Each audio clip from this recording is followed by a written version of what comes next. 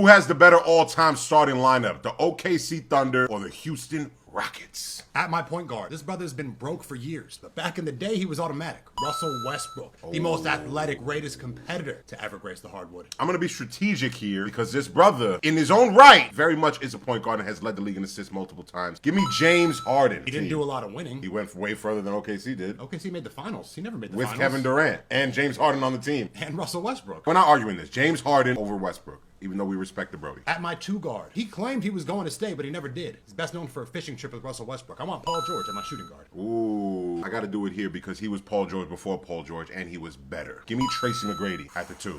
T-Mac's one of my favorite players of all time. I would love to argue, but I truly can't. At my 3, I want the Slim Reaper.